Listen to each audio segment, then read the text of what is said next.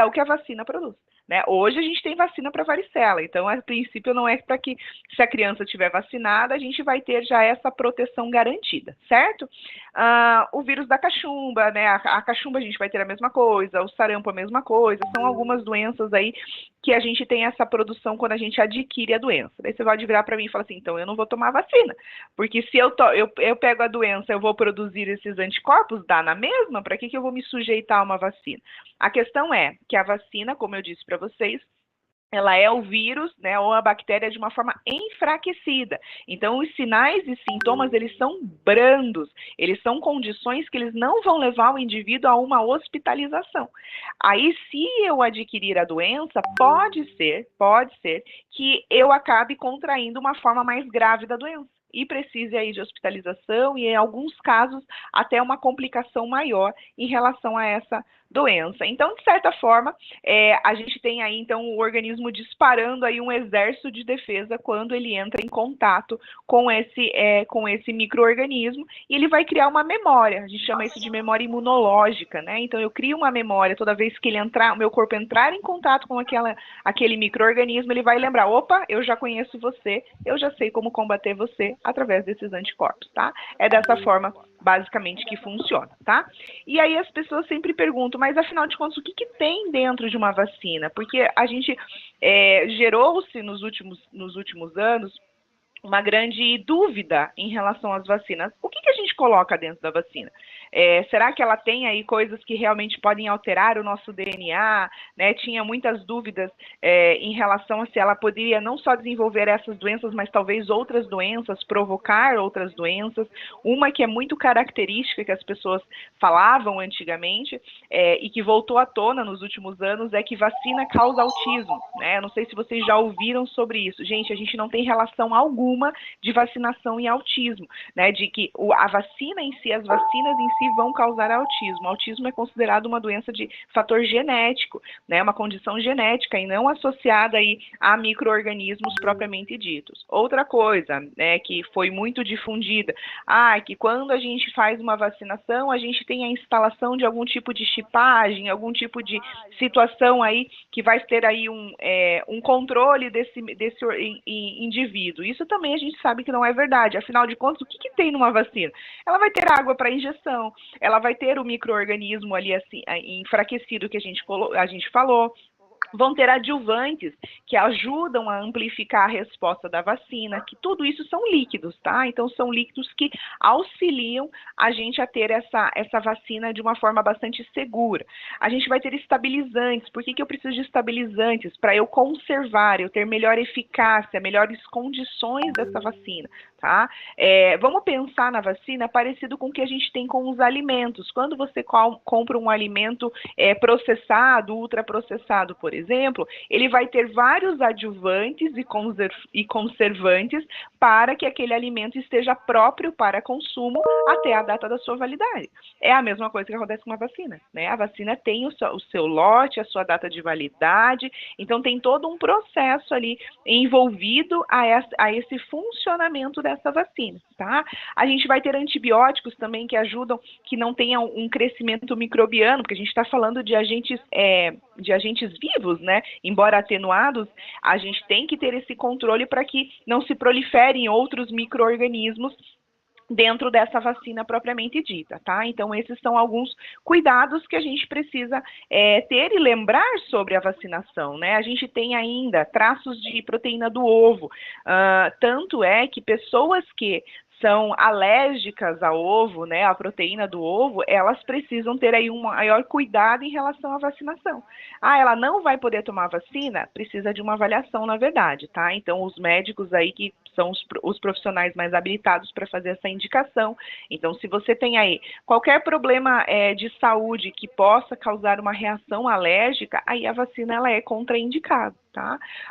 E é nesse sentido, principalmente, que a gente fala da importância de vacinarmos todo um coletivo, vacinarmos as pessoas. Quanto mais pessoas vacinadas, a gente não apenas nos protege, a gente protege as outras pessoas ao nosso redor, principalmente essas que não podem ser vacinadas, né? E aí que entra essa outra questão que eu coloquei aqui para vocês. Por que que eu devo me vacinar? Não é só para eu me proteger.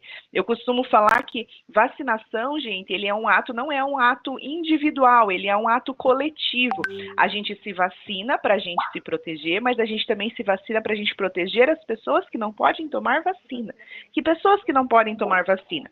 Às vezes, muitas das vezes, são essas pessoas que têm algum tipo de alergia à proteína do ovo, ou então algum tipo de reação ou contraindicação de acordo com uma doença, uma característica específica. Então, não é todas as pessoas que têm problemas cardiovasculares que não podem tomar vacina, não são todas as pessoas que têm aí uma doença congênita, uma doença metabólica, que ela vai necessariamente ser impedida de tomar vacina. Isso não é verdade, tá? Por isso que cada condição precisa ser avaliada. Toda vacina, assim como, vamos pensar que a vacina é muito parecida com um medicamento, tá? Todo medicamento ele tem os seus benefícios, mas ele também vai ter efeitos colaterais. E a gente tem estudos em medicamentos, de um modo geral, de complicações em determinadas populações. E não é diferente do que acontece na vacina, tá? Determinadas populações podem ter, sim, aí uma reação maior, né, ou pior ali relacionada àquele micro-organismo propriamente dito. Por isso que é importante a gente sempre conversar quando tem uma indicação de vacinação, às vezes com nosso profissional de saúde. Você tem alguma dúvida? Ai, nossa, mas será que eu posso tomar essa vacina? Principalmente vacinas novas, né, que às vezes a gente fica com dúvida. Então, tem a vacina da bronquiolite, tem a vacina agora da dengue. Será que eu posso tomar essa vacina? Será que não vai me dar nenhum tipo de reação? Será que a minha condição de saúde, ela me favorece para isso? Inclusive, a gente vai ter indicações, né? Por exemplo, a grande maioria das vacinas a gente faz na população infantil, né? Então, a gente faz nas crianças, porque a gente já gera essa proteção delas ao longo de toda a vida, tá? E em algumas outras populações, como imunocomprometidos, pessoas que têm aí o seu sistema imunológico mais rebaixado, às vezes por conta de uma doença, como, por exemplo, a AIDS, como, por exemplo, câncer, são algumas condições que levam o indivíduo a precisar de entrar nesse caráter de imunocomprometidos, certo? Os idosos, né? Por que o idoso ele sempre entra ali na fila prioritária? Não é só pela questão da idade, é porque o sistema imunológico de uma pessoa com mais de 60 anos tem uma tendência dela ter uma queda, é o normal, é o esperado do organismo desse indivíduo, tá? Por isso que essa população sempre entra como prioridade. E quando ela não é vacinada, essa população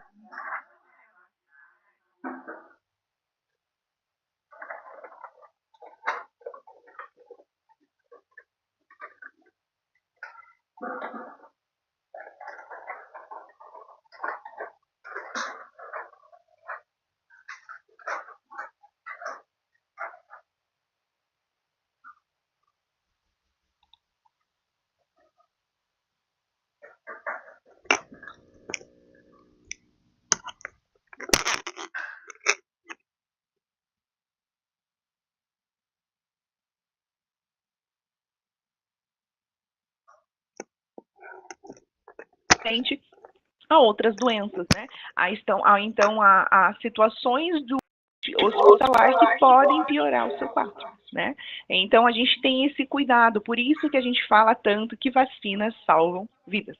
Tá? Então, quando a gente falar, quando vocês ouvirem as campanhas de mobilização do governo, independente do governo, tá, gente? Isso é bem importante da gente destacar. Não importa, entra governo, sai governo, vacinação não é uma questão de um ato de uma categoria, de um lado de partido ou outro. Vacinação, ela é um ato coletivo, independente de governo. Então, a gente sempre vai estar investindo, então, nessas questões de saúde, tá?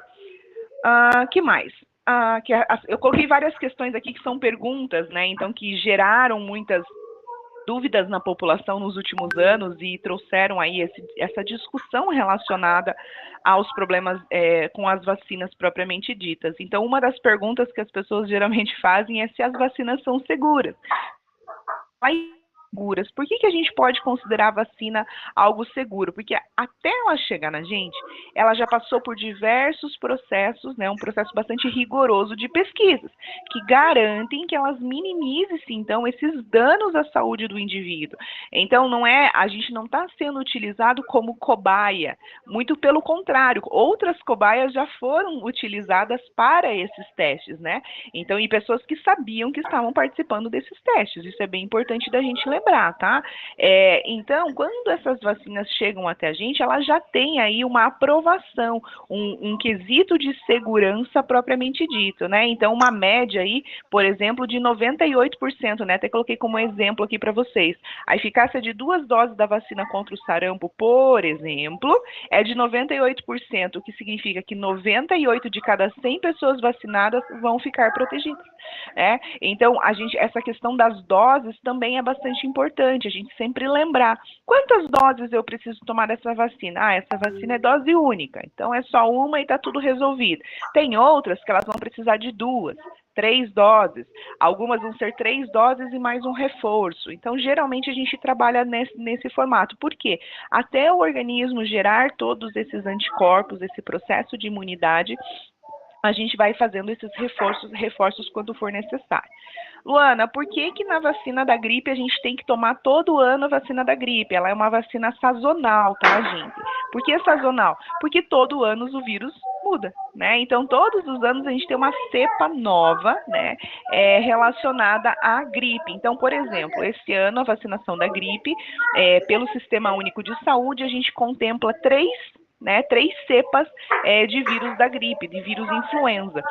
Dessas 3 cepas, a última que foi incluída nessas cepas é do último vírus, né, que foi circulante do ano passado. Então, a gente está atualizado até o ano passado. E você fala assim, mas mesmo assim eu peguei gripe, né? Às vezes a gente foi contaminado, né, adquiriu aí o influenza com o vírus novo. A gente não consegue se antever ao vírus, tá? Então, a proteção sempre vai ser relacionada com o que já passou, para a gente não ter uma piora desses quadros.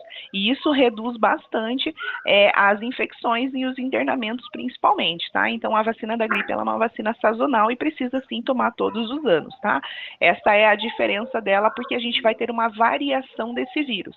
Agora, outras doenças como, por exemplo, difteria e tétano e coqueluche das crianças, né? Que é a DTP que a gente fala. É uma vacina que a gente vai fazer para as crianças. Na verdade, ela tem mais 2, elas são 5, né? São 5 vacinas. 5 cepas diferentes, né? Ela vai proteger, se a criança fizer a vacina 3 doses mais 2 reforços, né? Então são 5 doses da vacina e depois a cada 10 anos a gente repete só como um reforço do sistema imunológico, que é a difteria e tétano que a gente toma como adulto, aquela que fica com dorzinha no braço, por exemplo, tá? Então tem vacinas, por exemplo, que a gente toma uma vez e não toma nunca mais. A vacina da BCG, por exemplo, né? A vacina da BCG a gente toma quando a gente é pequenininho, então até os primeiros 30 dias do recém-nascido, a gente precisa fazer a vacina da BCG, aquela que faz a marquinha no braço. Até algumas crianças atualmente que nem tem mais a marquinha do braço, né? Nem faz mais esse tipo de reação. Mas para nós, né, que somos já adultos, muito provavelmente vocês tomaram a vacina da BCG e vocês têm a marquinha de vocês ali no braço. Nunca mais vocês vão tomar essa vacina. Foi uma vez na vida só, tá? Então vai depender muito do tipo, das características dessa vacina propriamente dita, tá? E esse cartaz que eu trouxe aqui para vocês, ele é bem bacana, é de uma campanha da Unicef junto com o Maurício de Souza, então, né, o criador lá da Turma da Mônica, e ele fez cartazes específicos aqui, incentivando a vacinação, né? E nesse aqui em especial ele fala: as vacinas do calendário oficial passaram por um rigoroso processo de avaliação antes da sua aprovação para uso. A saúde das crianças está em suas mãos, porque isso aqui foi direcionado para as crianças, mas não só das crianças, né, gente? A nossa saúde também, a gente sempre tem que lembrar dessa segurança, tá?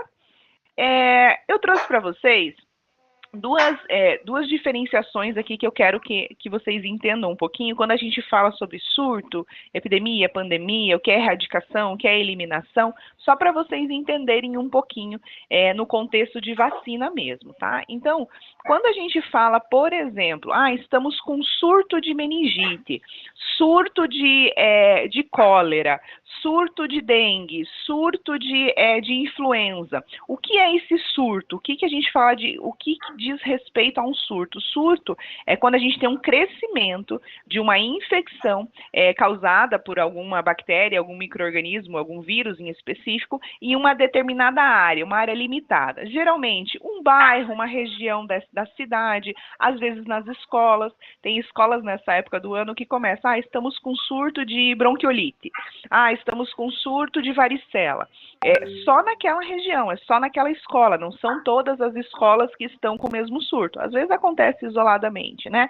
Mas porque a gente teve uma alta concentração de pessoas daquele ambiente que tiveram as manifestações dessa doença, tá? Então a gente vai chamar esse episódio de surto, tá?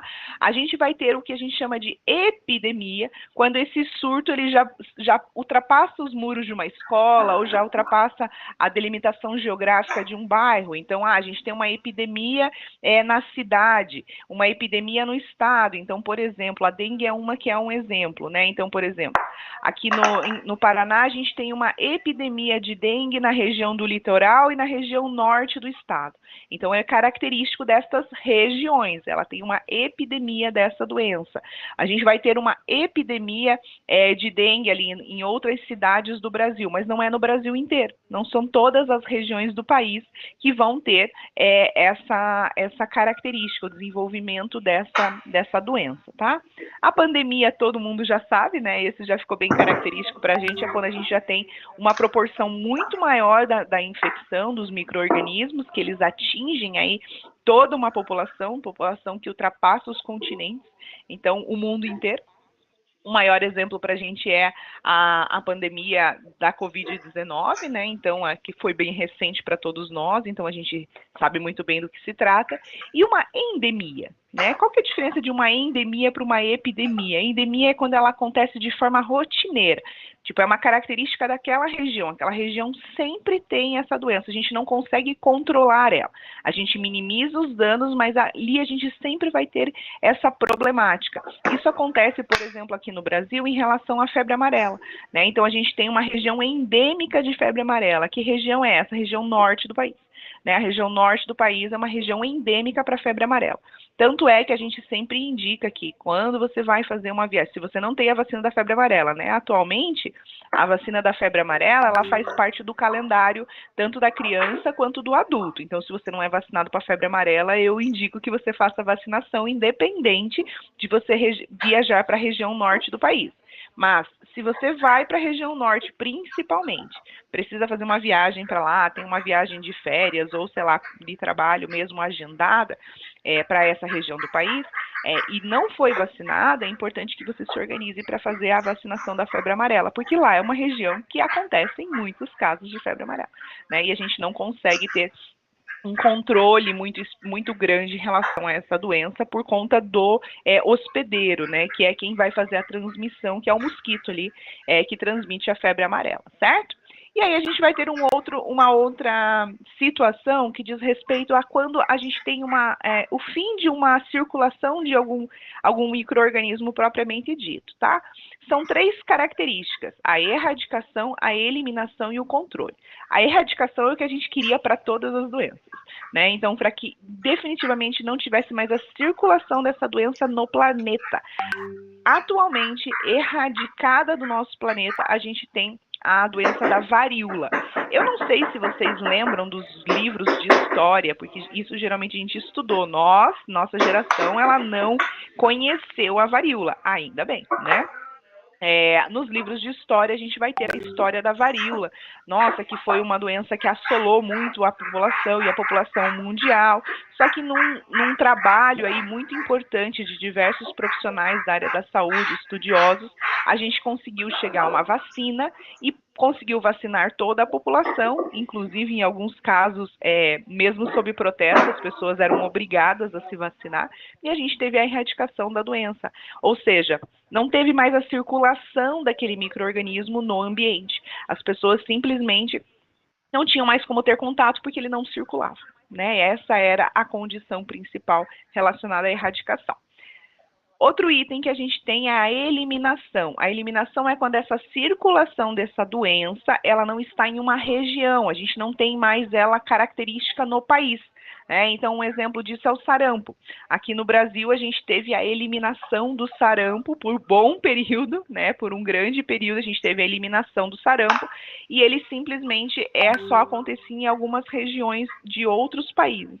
E agora acabou voltando, né? Por que acabou voltando essa doença para o nosso país? Porque as pessoas começaram a deixar de tomar a vacina, né? Então a gente parou de ter uma cobertura vacinal importante, onde a recomendação é acima sempre de 90% da população vacinada, e aí a gente teve brechas para o aparecimento e o surgimento dessa doença novamente, ou seja, as pessoas viajam para outras regiões, outros países, e acabam trazendo consigo as doenças e podem se manifestar aí no nosso ambiente novamente, tá?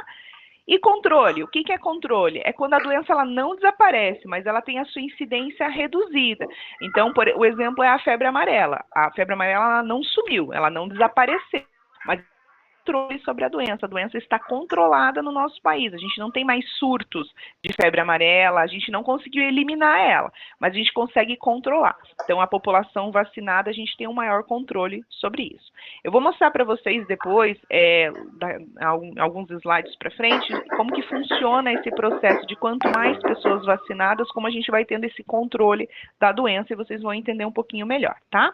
Mas antes, só para a gente fechar, eu queria trazer para vocês aqui a questão das vitórias que nós tivemos em relação à vacinação, né? Graças à vacinação, pelo simples fato de nós termos uma população vacinada, a gente conseguiu erradicar a varíola, né? Uma das doenças que mais matou na história, o fim da circulação da febre amarela urbana no Brasil, então hoje a gente só tem a silvestre lá na região norte, então a gente não tem mais circulação da febre amarela urbana. 2 a 3 milhões de mortes são evitadas todos os anos por conta da vacina. Então, pelo simples fato das pessoas serem vacinadas, elas conseguem prolongar, né, a sua vida e não ter contato com essas doenças que poderiam levar à morte.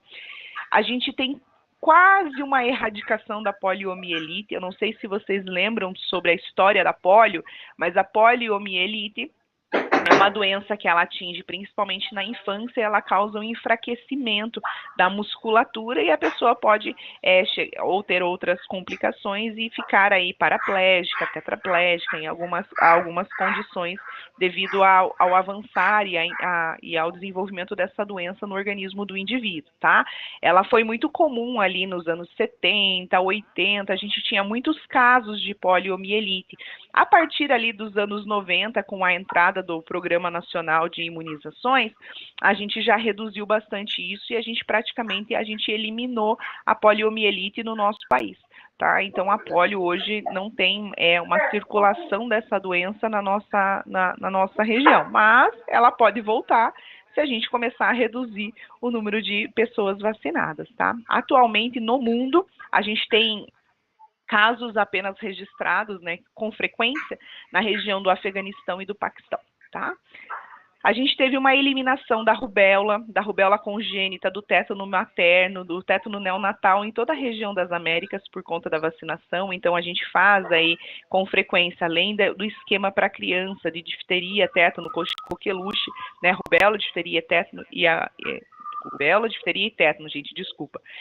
A gente conseguiu aí ter essa eliminação, então a gente faz nas crianças, a gente vai fazer no adolescente, a gente repete na idade adulta, então, e durante a gestação, as mães, elas têm um reforço dessa vacina, que é a difteria, tétano e coqueluche, que ela acaba tomando, né, a DTPA, certo? são algumas das doenças que a gente tem de controle. E, além disso, também um controle bem rigoroso no nosso país já em relação a meningites, a difteria, coqueluche e o tétano acidental. Então, são doenças que a gente tem bem controladas. Por quê? Porque a gente tem vacina para elas. Então, é muito possível a gente continuar com esse quadro cada vez que a gente continua mantendo a vacinação na população, certo? Doenças eliminadas, elas podem voltar? Podem, tá? Porque ela não foi erradicada, ela não sumiu do planeta. Tem algumas regiões do mundo que ainda tem, às vezes, a circulação daquele micro-organismo. Mas no nosso país, se a gente começar a rebaixar, diminuir o número de pessoas vacinadas, a gente pode sim ter o retorno dessas doenças novamente, né? Então, como aconteceu com o sarampo, foi eliminado do nosso país, ficamos bons anos sem a presença dele circulante aqui, mas com diminuição da vacinação, a gente voltou a ter casos de sarampo. Inclusive, recentemente, a gente teve o caso de uma criança que contraiu o sarampo, tá? E aí é bem importante a gente lembrar que, por exemplo, no caso dessa criança, ela não era de uma família antivacina, tá? Pelo contrário, uma família super a favor da vacinação. A diferença é que essa criança ainda não tinha idade para ser vacinada pelo sarampo, né? E aí ela teve contato com pessoas que não eram vacinadas, que não foram vacinadas, que, por algum motivo não quiseram se vacinar e que entraram com o vírus, com contato com o vírus fora do país. E trouxeram para a criança, Essa criança foi hospitalizada e tudo mais, certo? E aqui é o que eu gostaria de mostrar para vocês sobre como funciona o percentual de vacina, né? Veja, nos pontinhos azuis, a gente vai ter pessoas que não são vacinadas, tá? E nos pontinhos amarelos, as pessoas que são vacinadas. Esses risquinhos vermelhos, eles mostram como está disseminando a vacinação quando a infecção, quando as pessoas não são vacinadas. Então, se eu tenho um percentual zero de pessoas vacinadas, a gente vai ter aí uma grande circulação desse micro-organismo, que é o que acontece aqui. Vocês conseguem perceber que fica bem intenso e praticamente todos os pontinhos são inundados pela doença aqui, tá? Com 25% da população vacinada, a gente já consegue visualizar uns pontinhos amarelos que já começa a dar uma diminuída nessa circulação, mas não é o suficiente. Com 50%, ainda também não é o suficiente, gente. A gente aí já tem mais pessoas vacinadas, mas vocês conseguem perceber que ainda a gente tem uma grande circulação desses vírus, desse micro-organismo? Aí, conforme a gente vai aumentando, essa vacinação, a gente vai vendo uma diminuição na circulação do vírus. Olha, com 75%, comparado com 25%, a gente já tem um controle bem legalzinho da doença, né? Já é melhor do que não ter ninguém vacinado. Mas olha a diferença com 90% e 95% da população vacinada. A gente tem aí realmente uma circulação quase que zero. E geralmente, se a gente chegar num patamar de circulação de 90% da população vacinada, 95%, essas pessoas que não são vacinadas são aquelas que não podem tomar vacina. Por algum motivo, elas não puderam ser vacinadas, né? Então, por isso que a gente reforça tanto e destaca essa importância de mantermos as nossas carteiras de vacinação sempre atualizadas, principalmente das crianças, tá, gente? Porque as crianças são as que compreendem a maior parte do Programa Nacional de Imunizações, né? A maior quantidade de vacinas que temos disponíveis hoje são para as crianças. Os adultos, gestantes, adolescentes e idosos, eles entram num calendário, tem um calendário ali importante, mas uma vez ele estabelecido, aí é só reforços, na grande maioria dos casos, e muito, se ela foi vacinada quando criança, ela não vai nem precisar tomar quando adulta. A única que precisa tomar é aquela da difteria e tétano, que é a cada 10 anos, Então, essa é a única diferença. Aí eu trouxe para vocês, para a gente poder fechar, algumas vacinas que eu queria trazer um reforço para vocês, a importância da gente conhecê-las, tá? Então, eu trouxe aqui a questão da vacinação da poliomielite por 2 motivos, tá? A da polio, porque ela é uma doença que ela já foi eliminada no nosso país, ela é quase erradicada, mas a gente ainda tem uma pequena circulação em alguns países, como eu falei, Paquistão e Afeganistão. E se a gente começar a diminuir essa vacina, ela pode voltar. E ela é uma doença, gente, bem séria mesmo, né? Então ela pode causar aí realmente a paralisia do indivíduo, a pessoa ficar sem andar, sem se movimentar, e é muito triste realmente a gente ver um indivíduo chegando a esta condição por conta da falta de vacina, sendo que a gente já tem algo disponível, a gente já tem algo que evita a pessoa desenvolver essa doença, né? Então ela foi eliminada do Brasil por conta da vacinação, mas se a gente parar de vacinar, ela pode acabar voltando, tá? E a polio, a gente teve uma mudança na vacina, né? A poliomielite é a vacina que deu origem à figura do Zé Gotinha, né? Que é esse personagem hoje que a gente tem tão conhecido na nossa vacinação. Atualmente a gente não tem mais gotinha, a gente não faz mais aquelas famosas 2 gotinhas na criança. Eu lembro que quando eu era criança, a gente tomava vacina da polio, por exemplo, até nos terminais de ônibus, às vezes locais de grande circulação da população. Em épocas de campanha, o profissional da área de saúde às vezes estava posicionado nesses pontos estratégicos para fazer as 2 gotinhas, porque era seguro fazer só as 2 gotinhas. Mas atualmente a gente não faz mais as gotas, tá? A gente faz ela só de forma injetável. Então ela precisa ser feita realmente no ambiente da unidade de saúde, então por esse motivo que a gente não vê mais campanhas externas geralmente, né? Então ou num ambiente mais controlado, com grande refrigeração e tudo certinho, tá? E hoje ela é uma vacinação apenas injetável, mas mais segura também, tá? A gente com menos reação, por isso foi estudado, a gente teve estudos recentes aí que apontaram que acaba sendo muito mais eficaz a vacina injetável do que a oral, certo? Então, nesse sentido. Então, só para trazer para vocês, a gente teve um índice com mais de 90 a 95% das crianças menores de 5 anos vacinadas, né, pela polio, isso ali nos anos 90, até os anos 2000 mais ou menos, e esse índice ele foi até 2015, na verdade, né, ele foi obtido até 2015, com 96% da população vacinada. Mas a gente começou a ter uma queda. Na época da pandemia, por motivos óbvios, né, gente? A gente estava recluso, então a gente acabou tendo uma redução importante. As pessoas não saíam de casa para ir tomar vacina da polio, elas queriam vacina da Covid, né? Então, em 2021, por exemplo, a gente chegou a 71% da população vacinada apenas, e em 2022, 77%. E aí isso colocou a gente em risco, né, do retorno dessa doença para o nosso país. E agora, conforme com o passar dos anos, pós-pandemia, a gente já está aumentando isso, né? A gente, nos anos de 2024, 2023, 2024, a gente já ficou acima de 85%. Eu acredito que agora, 2025, a gente já tenha chegado até um pouco mais, mas a expectativa é voltarmos aos 90%, 95% da população vacinada também, tá? Então, se tiverem crianças na família, é sempre importante a gente lembrar dessa vacina, tá?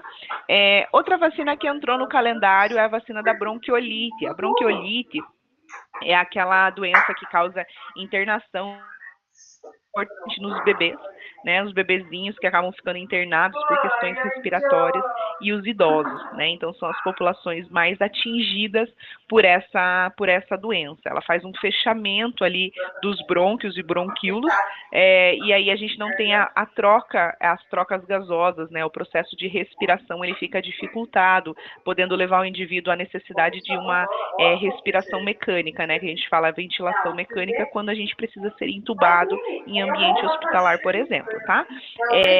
Essa vacina, gente, até ano passado, ela estava disponível só na rede particular e ela era uma vacina bem cara, tá? Então, ali na faixa de R$ 1.200. Ela é em dose única, mas a gente teve uma vitória e uma conquista bastante importante da inclusão dessa vacina para as gestantes, né? Então, toda gestante, a partir de 28 semanas até 13 dias antes do nascimento do bebê, ela pode tomar essa vacina gratuitamente pelo Sistema Único de Saúde. Qual é a importância da gestante tomar essa vacina? Ela tomando essa vacina, ela produz anticorpos no seu corpo, que ela vai passar esses anticorpos na placenta para o seu bebezinho, e o bebê já vai nascer protegido. Então, os primeiros meses de vida do bebê que ele vai precisar aí de uma ajuda, um reforço, ele já vai ter esses anticorpos, se ele entrar em contato com pessoas aí que estejam infectadas com o vírus sincial respiratório. Então, é importante a gente tomar essa vacina também. Então, as gestantes ali em específico é o público-alvo nesse momento, tá? Para proteger as crianças.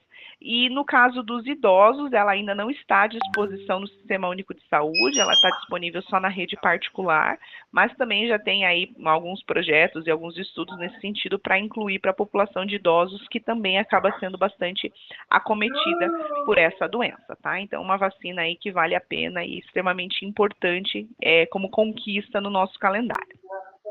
Outra vacina que é bem importante, principalmente para a população acima dos 50 anos de idade, né, a partir dos 50 anos de idade, é a vacina da herpes zoster. Daí você vai falar assim, mas eu nunca ouvi falar dessa vacina, Luana, porque a gente não tem ela disponível no Sistema Único de Saúde, tá, gente?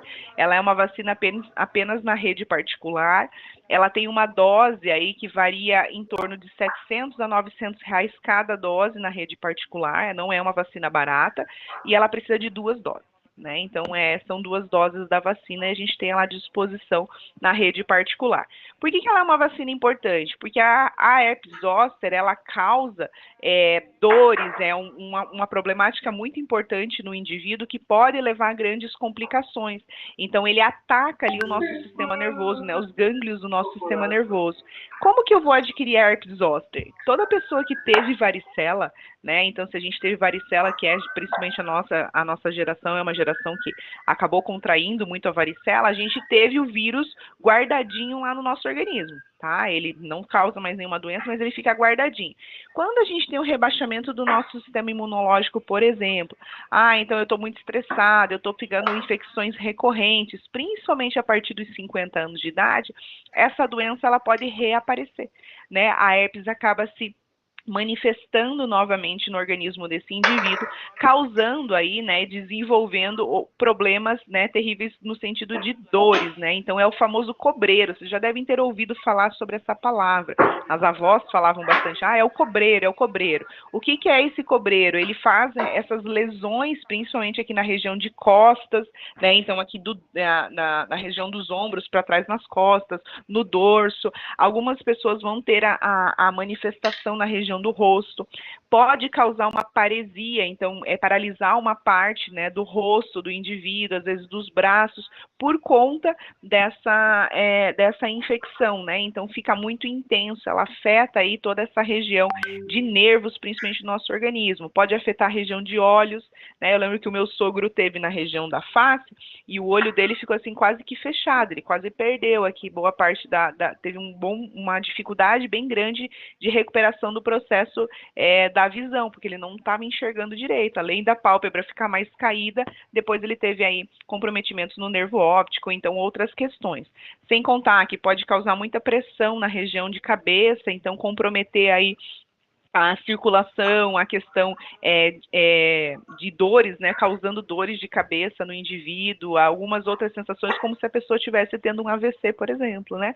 Então, é uma condição que ninguém quer passar e ela é bem ruim, inclusive ela já foi descrita como uma dor pior, inclusive, do que a dor do parto.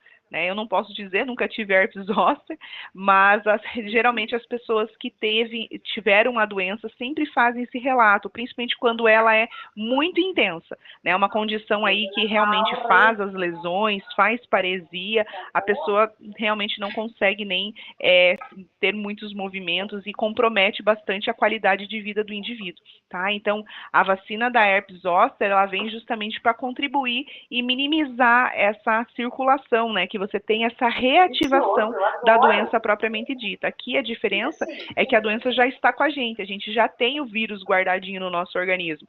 E aí não depende só de você ter muitas pessoas vacinadas. No caso da herpes zoster, ela é uma vacina bem individual, é proteção individual mesmo, tá? E uma vez que eu tenho herpes zoster, eu posso ter mais de uma vez, né?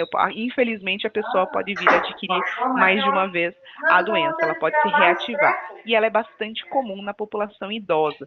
Então, em pessoas com mais de 60, 70 anos, ela pode ser realmente uma doença com grandes complicações, tá? Então, é uma vacina que ela é bastante importante, inclusive ela já teve aí a indicação dela ser incluída no calendário, no PNI, né, que é o Programa Nacional de Imunizações. No ano passado, para o início desse ano, a gente teve aí, está tendo bastante discussão em relação a isso. Inicialmente ela foi barrada pela questão dos custos, mas, lógico, assim como a gente já teve com outras vacinas, eu acredito que muito em breve a gente retorne com essas discussões, porque ela realmente, no processo de internação, quando o indivíduo é internado, tem complicações, os custos relacionados a uma internação, eles são muito maiores do que os custos da vacina. Então, muito provavelmente, aí nos próximos anos, né, a gente talvez tenha a inclusão dessa vacina no nosso calendário vacinal anual. Então, fica aí, como sempre, para a gente ficar de olho a respeito. Mas se você está na faixa etária, converse com o seu médico a respeito, principalmente se você já teve varicela, a importância aí de tomar essa vacina, tá? E para a gente poder fechar, só tem mais 2 vacinas que eu quero destacar para vocês.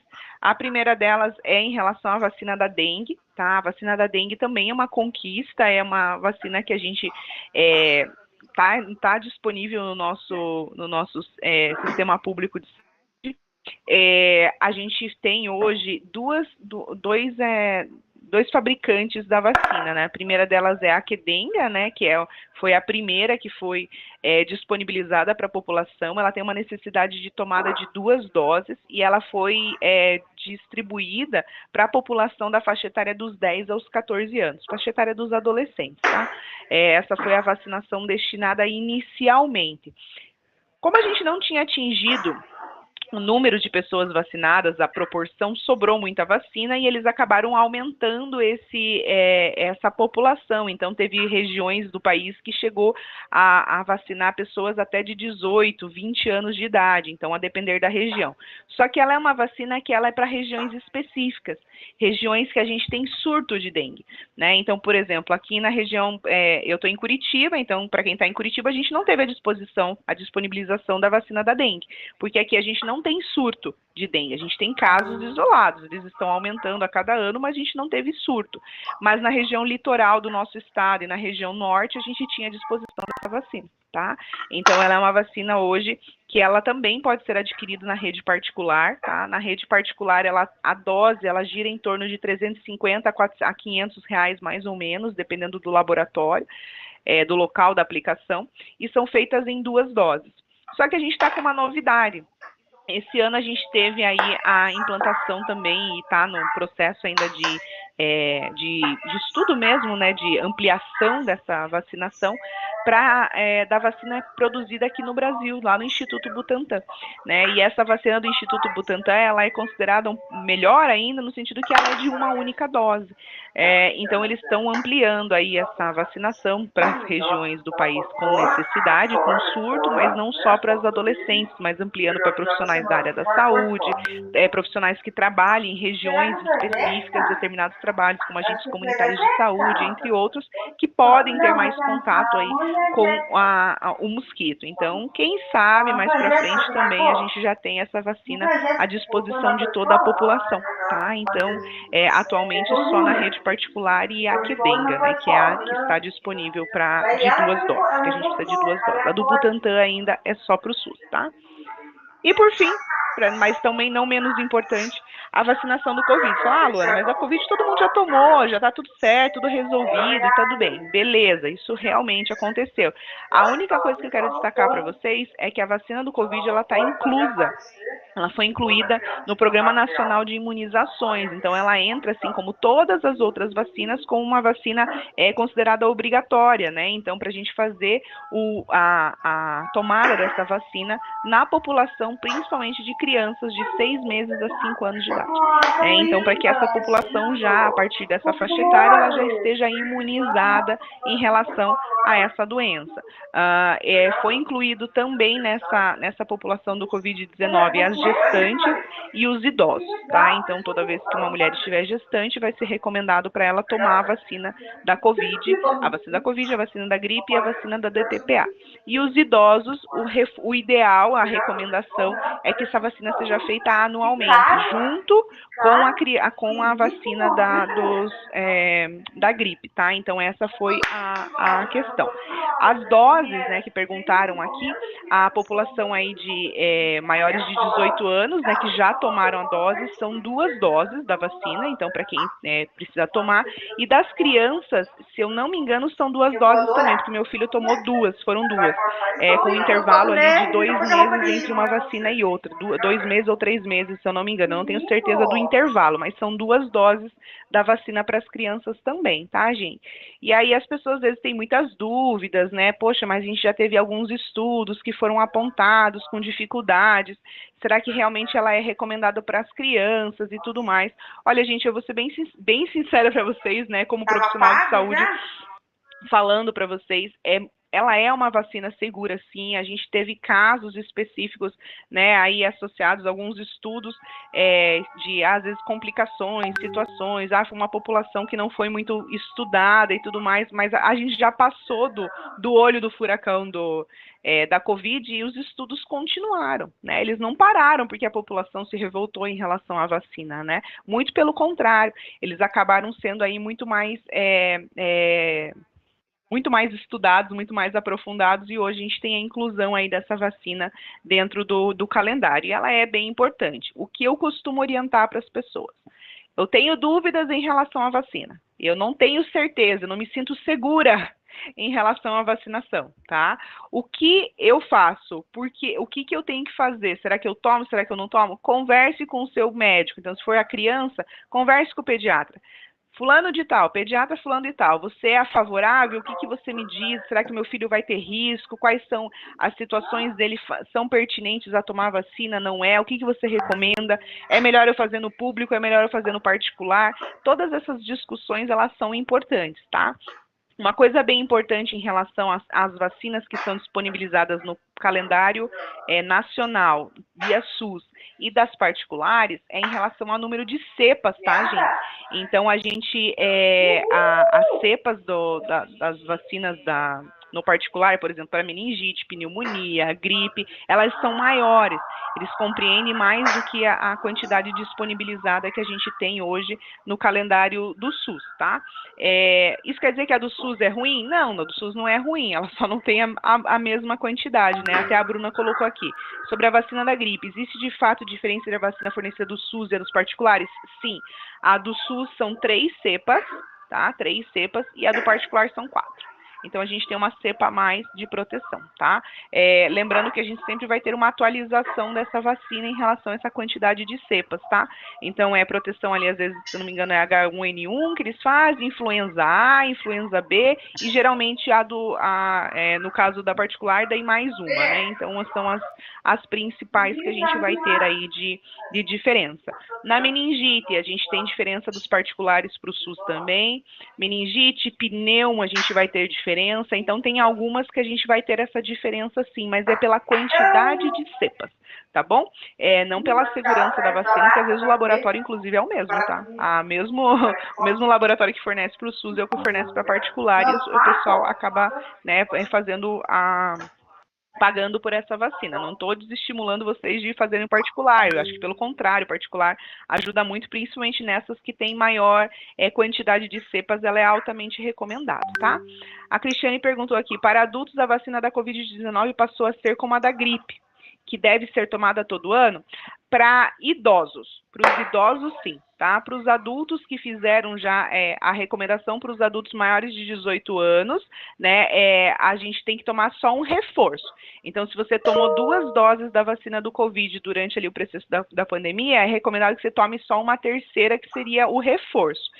Tendo esse esquema completo, está resolvido. Mas para os idosos, então, para a população acima de 60 anos, ele entrou sim como uma vacina sazonal. Então, além de tomar da gripe, toma da gripe e a do Covid.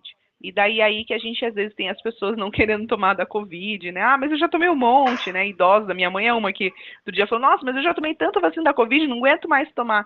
Mas a gente está tomando por essa sazonalidade, até porque a gente já teve atualizações, né, gente? Vamos lembrar aí que o vírus da Covid-19, ele muta, né? O tempo todo ele está mutando, ele é um tipo de coronavírus, e esse coronavírus ele tem mutação. Então, a gente vai ter atualização aí realmente desse vírus, por isso que todos os anos a gente está tendo essa necessidade desse reforço. Se a gente tem os idosos vacinados, que são os mais comprometidos, a gente tem uma redução das internações, e para nós que já fomos vacinados anteriormente, já é o suficiente, né, essa vacina. Beleza, pessoal? De um modo geral, era isso que eu queria trazer para vocês, então até trouxe o cartaz aqui da Prefeitura de Curitiba, na época de pandemia, eles fizeram muito essa divulgação de quem ama a vacina, né? E eu particularmente acredito muito nessa frase, justamente porque vacinação é uma forma de a gente amar os nossos, da gente cuidar das pessoas, né?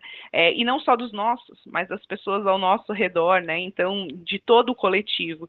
É uma forma de a gente olhar para todo mundo. Então, se você que você possa ter essa disposição de você colocar seus filhos, se tiver filhos pequenos, sobrinhos ou crianças ao seu redor, então que você possa estimular a vacinação dessas pessoas, dessas crianças, reforçar com os idosos, às vezes a gente tem uma dificuldade do idoso, né?